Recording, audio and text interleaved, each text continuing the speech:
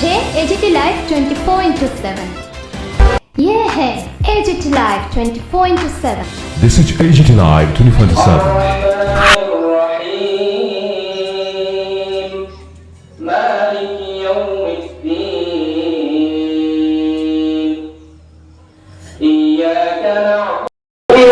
ঈদের দিন সুলতানা করবা গরিব মানুষের দিবা হাদিয়ারে তখন খুব মায়া মহব্বত বাড়ে, আমার থাকতে পারে, কান থাকতে পারে, তাইলে কোরবানি দেরা। কিন্তু এর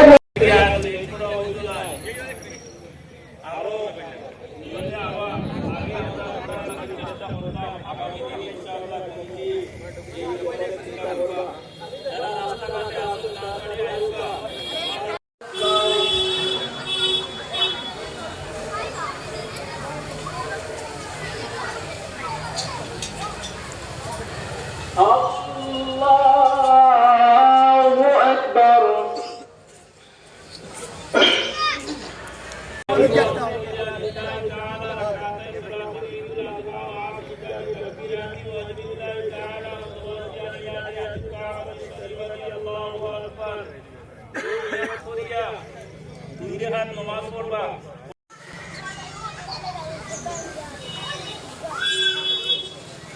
سمع الله لمن حمده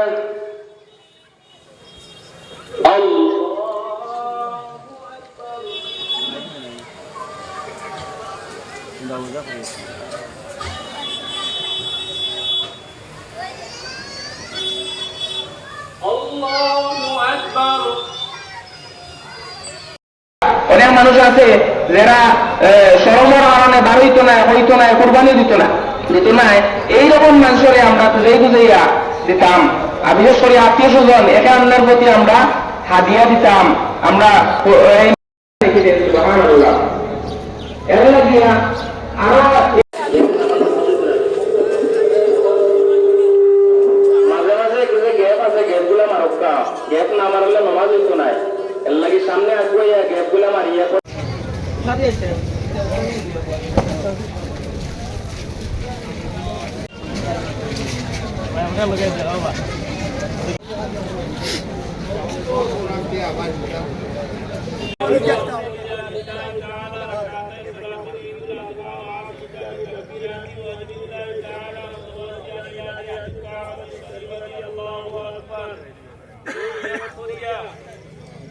নমাজ পড়বা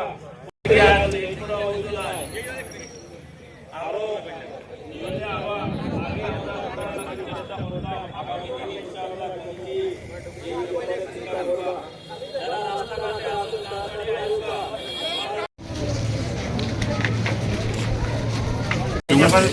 আজকে পবিত্র ঈদুল আজহা।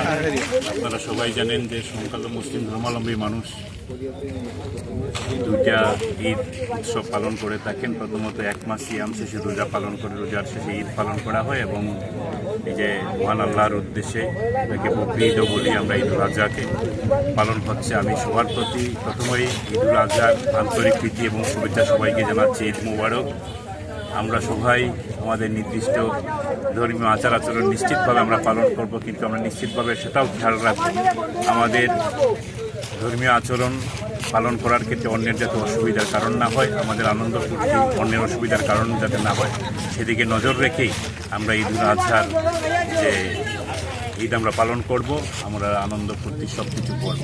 আমরা জানি যে আমাদের এই ত্রিপুরা রাজ্যে বা আমার দেশের কৃষ্টি সংস্কৃতি হচ্ছে সম্প্রীতি।